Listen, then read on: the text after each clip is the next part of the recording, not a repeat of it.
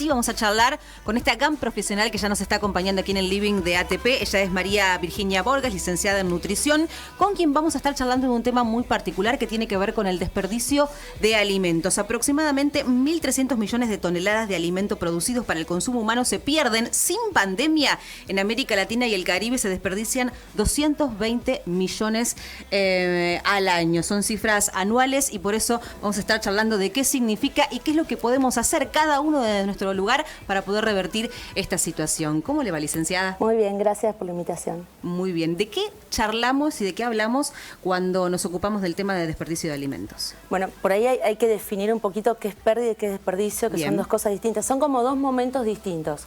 Las pérdidas es todo lo que sucede en la cosecha, en la siembra, cuando uno está preparando el animal para su engorde, etc. Y todo lo que es desperdicio ocurre después, cuando ya llegó el alimento o el producto a la góndola. Son dos momentos distintos. Y eso que estabas comentando vos, los números, es real y es alarmante en el mundo, le están dando muchísima importancia, a lo cual hay que ir cambiando un poquito nuestra cultura y nuestra forma de consumir, evidentemente, porque algo estamos haciendo mal. Incluso esto tiene impactos no solamente en lo económico, sino también en lo ambiental, en lo social, en lo moral también. ¿Y quién se encarga de cambiar la matriz? Yo estoy leyendo que hay distintas organizaciones internacionales que se están encargando, pero ¿cómo se articula eso? Sí, una de esas es la FAO, que empezó a hablar. Yo, en 2014 escuché por primera vez hablar esto en Argentina por gente de la FAO. Ellos están haciendo varios estudios y están haciendo cosas, pero creo que no alcanza porque hay que ir más por la parte de la comunicación y la educación. No sé si ustedes han escuchado hablar de este tema alguna vez. Sí, alguna vez, pero pasa desapercibido. Exactamente. Sí. Yo creo que el año pasado escuché por primera vez en un medio nacional hablar de este tema. Por primera vez. Entonces, empezar a hablar, creo que la comunicación es lo importante. Segundo, la educación. Y tercero, hay una red nacional de la cual soy parte, que es, digamos, del gobierno, que empezó en 2015, 2016. Hacen cosas, pero creo que no alcanza. Hacen webinar, hacen distintas cosas, pero creo que no alcanza. Incluso está Narda Lépez al frente de esto, pero el tema es por lo menos empezar a hablarlo. Lo que estamos haciendo hoy, creo que ya la gente en su casa seguramente se pone a pensar, bueno, a ver cómo, que sería la idea mía, cómo estoy consumiendo, cómo estoy, por ejemplo, almacenando los alimentos, cómo estoy comprando también, si compro inteligentemente, si compro de más, si desecho, si desperdicio, etcétera. Vos recién contabas que las grandes, diferenciar pérdida el otro concepto era desperdicio. De desperdicio. Y lo ubicabas en la producción del alimento y cuando llegaba a la góndola, ¿no? Se supone que está todo tan tecnificado, tan matemáticamente diseñado para evitar estas dos situaciones. Sí. Porque además estás perdiendo plata, que es porque los que generan estos alimentos para llevarlo a la góndola están buscando un fin económico. ¿Y por qué sucede? Exacto. Y vos dijiste la palabra, se supone. Sí. Se supone que todos los procesos están primero articulados y controlados, pero no sería el caso. Mira, nosotros tenemos dos situaciones. Una, la que sucede en Estados Unidos y en Europa, que es totalmente distinto a lo que sucede en América Latina. En Europa y en Estados Unidos hay más desperdicios que pérdidas. Eso quiere decir, ellos tienen tecnología, tienen todos los procesos controlados, tienen todo articulado y tienen logística suficiente como para que no haya tantas pérdidas. Ahora, si llega el producto, si llega el alimento a la góndola y ahí pasan cosas. Ahí la gente consume mal, etc. Y ahí ya es un desperdicio. Ahora, nosotros evidentemente consumimos mejor. Hay un estudio de estimación que hicieron en 2014 acá en Argentina que justamente veían esto. 14 millones de toneladas es lo que se pierde y 1,5 millones de toneladas es lo que se desperdicia. Entonces, claramente el problema está en la parte de producción. Exactamente.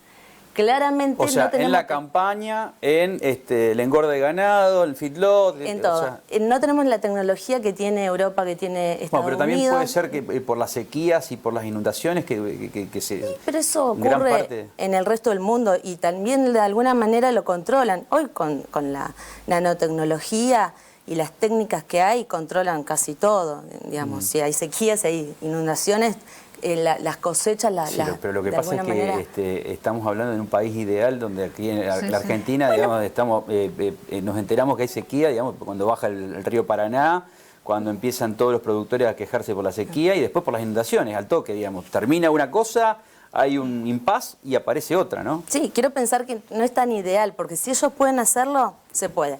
Ahora, sí, ellos tienen la tecnología, pero sí ellos también tienen trazabilidad. Por ejemplo, la manzana que sacan, cuándo la plantaron a esa planta, cuándo las cosecharon las manzanas.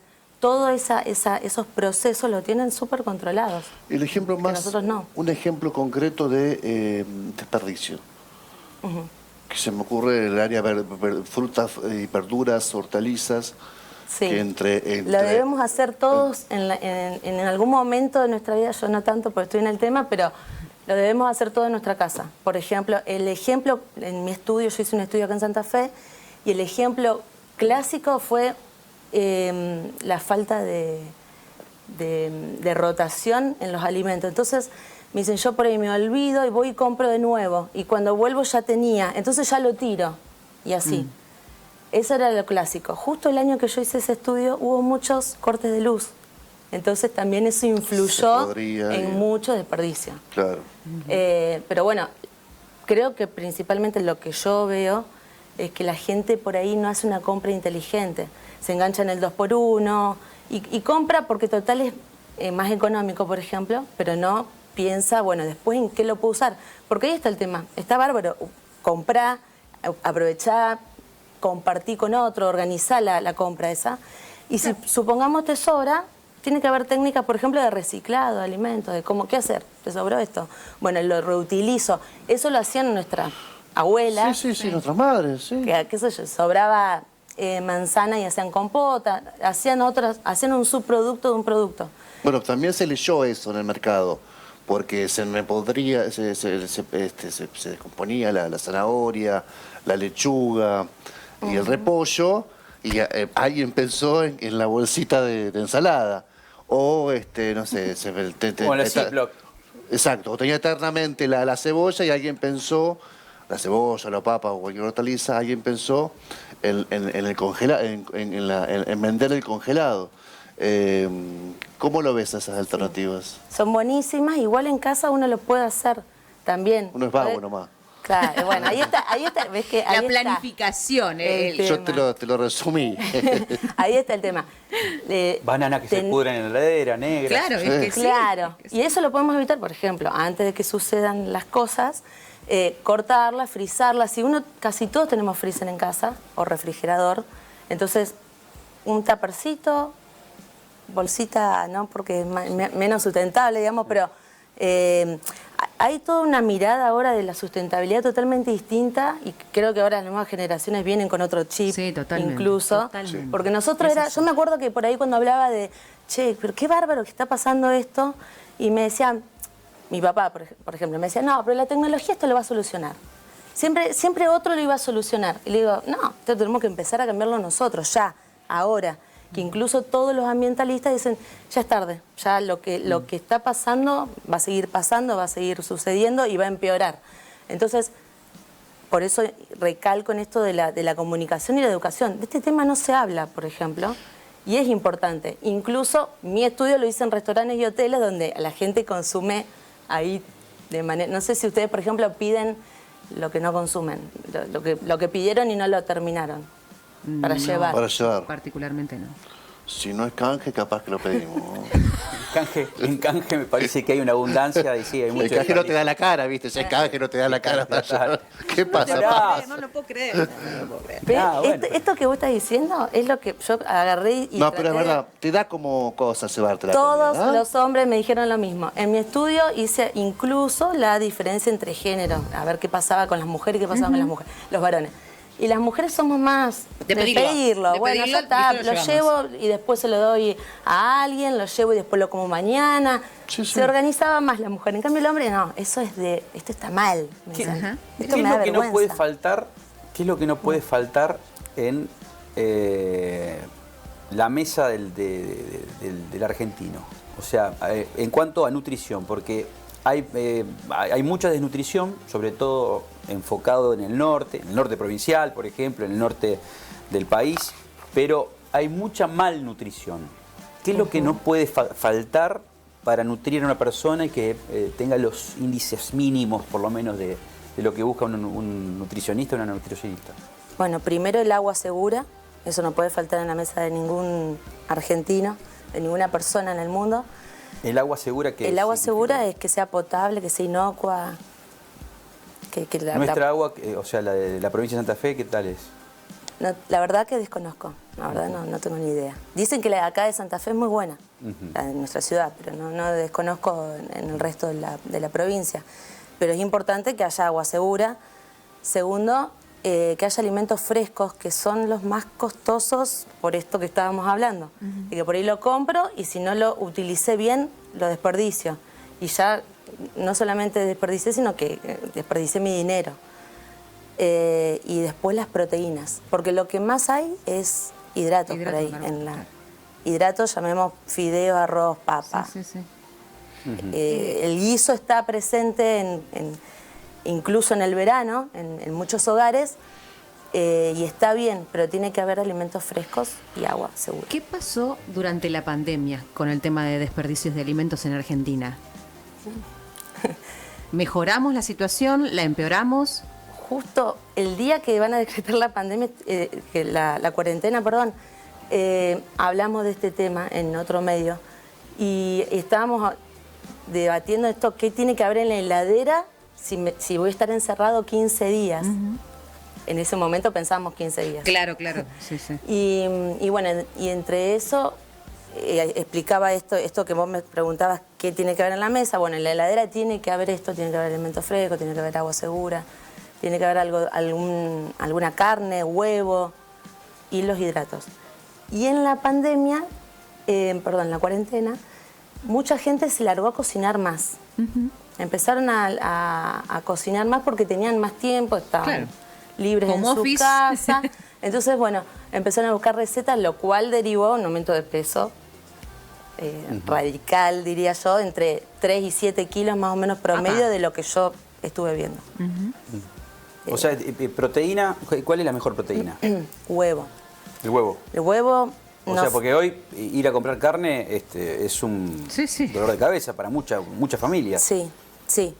Aclaro que la carne tiene otra sustancia, por ejemplo, el hierro, que es súper importante en la etapa de crecimiento y desarrollo. Como te decían, digamos, nuestras abuelas, el hierro puede ser, digamos, con el hígado, que es más barato, digamos, que comprar, qué sé yo, un corte de carne. De ahí, si nos metemos en la parte económica, dentro de las carnes, lo más económico es el hígado.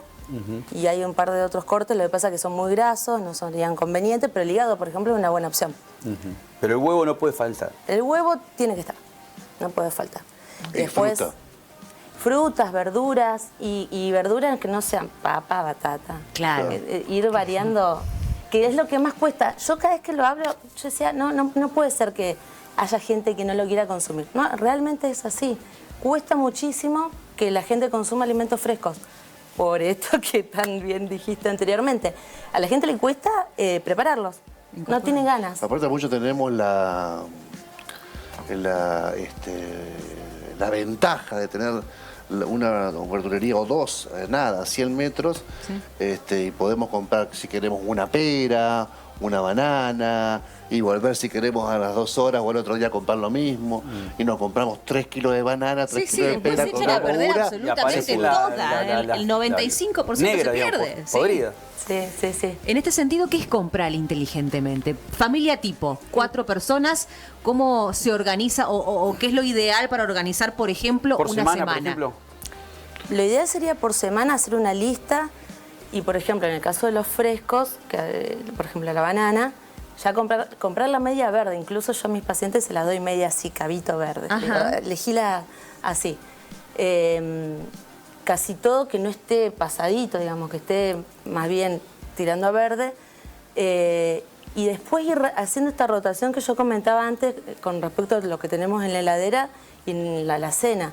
ir haciendo una rotación para que no se nos venza, ir haciendo una rotación para saber qué es lo que estamos consumiendo. Por ahí hay casas donde me dicen, compré arroz y tenía un montón de arroz. Y no sé, compré porque pensé que no había y no miré. Entonces, en todas esas cosas hay que ir teniendo en cuenta la organización, que yo creo que es la base de todo. Después, viste que uno se organiza también en cuanto a qué menú consumir. No sé si lo hace, yo lo hago por ahí. Digo, bueno, los lunes como esto, los martes como aquello. Es como que ya tengo un esquema en mi cabeza, entonces sé qué ir a comprar. Sé que hay cosas que no las voy a comprar y sé que hay cosas que las voy a consumir cada tanto. ¿Latitas?